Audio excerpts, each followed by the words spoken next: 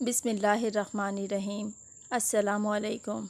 امام حسین علیہ السلام کی 4 سالہ لاڈلی بیٹی سکینہ کے ساتھ یزیدی فوج نے بہت ظلم و ستم کیا۔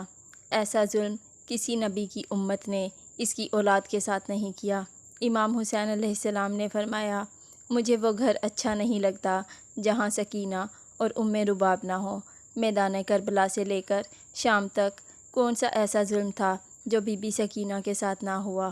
حضرت بی بی سکینہ کو اپنے بابا امام حسین علیہ السلام سے بہت محبت تھی۔ امام حسین علیہ السلام اپنی 4 سالہ بیٹی سکینہ کو اپنی بہن سیدہ زینب کے حوالے کر دیتے ہیں۔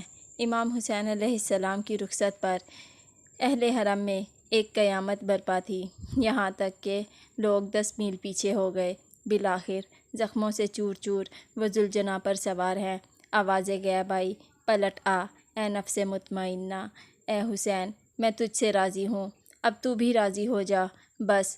حکم خدا سے امام حسین علیہ السلام نے اپنی تلوار کو نیام میں رکھ لیا اور تمام یزیدیوں پر ایک ایسا حملہ کر دیا کہ سنان ابن انس نے ایک ایسا نیزہ مارا کہ آپ گھوڑے کی زین سے زمین پر گرے، اور حرملہ نے آپ کی پیشانی پر ایسا تیر مارا کہ آپ کی پیشانی زخمی ہو گئی۔ آپ کے گرتے ہی میدان کربلا میں زلزلہ آ گیا، ہر طرف یزیدی لشکر تھا۔ سیدہ سکینہ نے لوگوں سے پوچھا، میرے بابا کہاں ہیں؟ ان میں سے ایک ظالم نے پوچھا، تمہارے بابا کا نام کیا ہے؟ جیسے ہی اس ننھی سی بچی نے بتایا کہ میرے بابا کا نام حسین ہے، اس ظالم نے امام حسین علیہ السلام کو ایک تیر مارا اور پوچھا، دیکھو کیا یہ تمہارے بابا ہیں؟ یہ 4 سالہ معصوم بچی دوڑتے ہوئے اپنے بابا کے پاس پہنچی۔ آپ اپنے بابا کے سوکھے ہوئے گلے پر شمر لعین کو خنجر چلاتے دیکھتے رہیں۔ امام حسین علیہ السلام کی گردن پر شمر نے 13 ضربیں لگائیں۔ شمر لعین بی بی سکینہ کو خنجر دکھا دکھا کر ضربیں لگاتا تھا۔ کربلا کے بعد مدینے میں ایک شخص نے امام سجاد سے پوچھا، اے نواسۂ رسول، جب پہلی مرتبہ خیموں میں آگ لگی تو چھوٹے چھوٹے بچے کیسے خیموں سے باہر نکلے؟ سید سجاد کے ہاتھوں میں تسبیح تھی۔ آپ نے روتے ہوئے فرمایا، جیسے تسبیح کے ٹوٹنے پر سارے دانے بکھر جاتے ہیں۔ جب بھی بی بی سکینہ اپنے بابا کے سر کو نیزے پر بلند دیکھتی تھیں تو روتی تھی۔ شمر ملعون بی بی کو تماچے مارتا تھا کہ آپ کے رخساروں سے خون جاری ہو جاتا تھا۔ معصوم بچی کے رونے پر بھی پابندی عائد تھی۔ اسیران کربلا کا یہ قافلہ شام کی طرف رواں ہے کہ ایک جگہ پر سر امام حسین نیزے پر رک گیا۔ شمر لعین نے امام سجاد سے پوچھا کہ تمہارے بابا کا سر آگے کیوں نہیں بڑھتا؟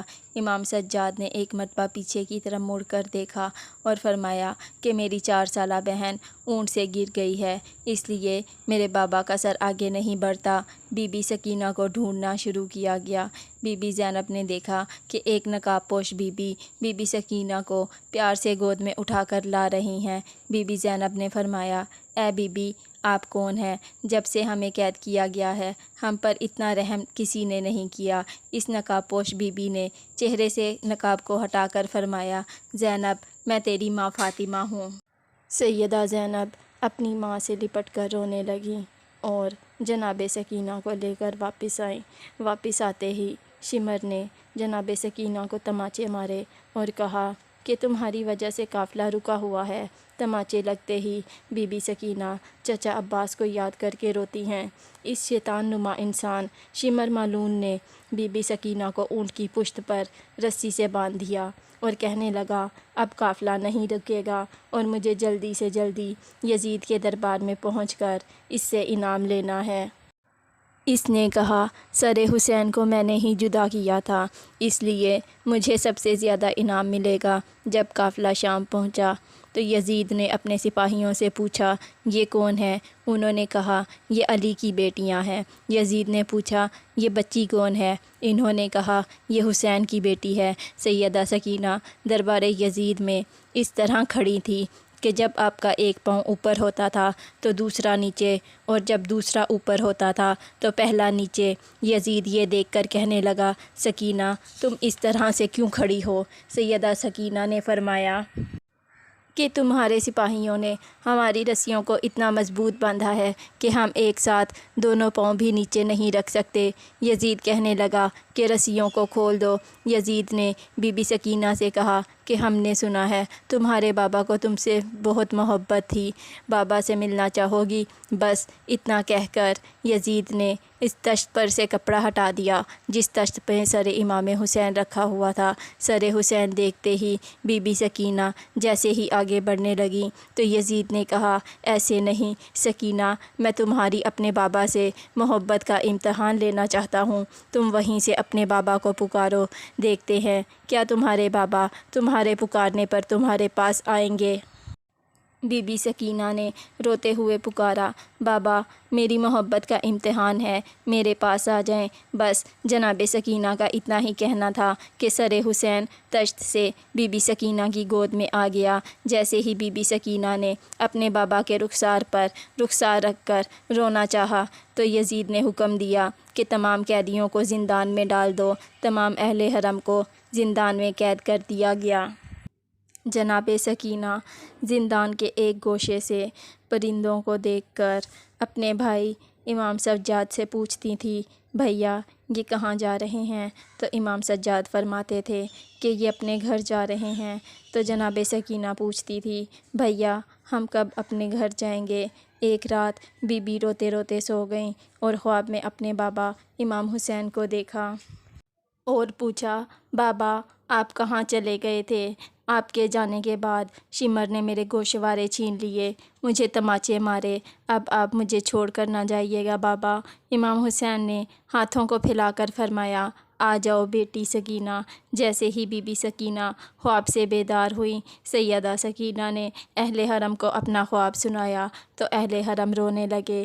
جب رونے کی آواز بلند ہو گئی تو یزید سو رہا تھا جو اٹھ کر بیٹھ گیا اور اپنے سپاہیوں سے پوچھنے لگا، یہ آواز کیسی ہے؟ سپاہیوں نے کہا کہ یہ حسین کی بیٹی حسین کو یاد کر کے رو رہی ہے، جس کی وجہ سے تمام اہل حرم رو رہے ہیں۔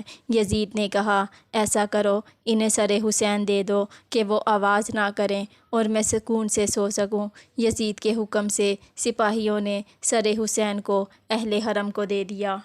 سر حسین جناب سکینہ کی گود میں آیا تو جناب سکینہ اپنے رخسار امام حسین کے رخسار پر رکھ کر روتے روتے سو گئیں۔ جب بیمار سید سجاد بی بی سکینہ کو اٹھانے لگے تو دیکھا کہ بی بی اس دنیا سے رخصت ہو کر اپنے بابا کے پاس چلی گئی ہیں۔ بیمار سید سجاد نے اپنی ننھی بہن سکینہ کو اسی کرتے میں دفن کیا جو انہوں نے پہنا ہوا تھا۔ دوستو اگر آپ کو میری یہ ویڈیو اچھی لگی تو میری آنے والی ایسی مزید ویڈیوز دیکھنے کے لیے میرے چینل کو لائک، سبسکرائب اور شیئر کرنا نہ بھولیں اور ساتھ ہی بیل نوٹیفیکیشن کے بٹن کو بھی پریس کر دیں تاکہ میری آنے والی تمام ویڈیوز آپ تک بر وقت پہنچ سکیں۔ شکریہ۔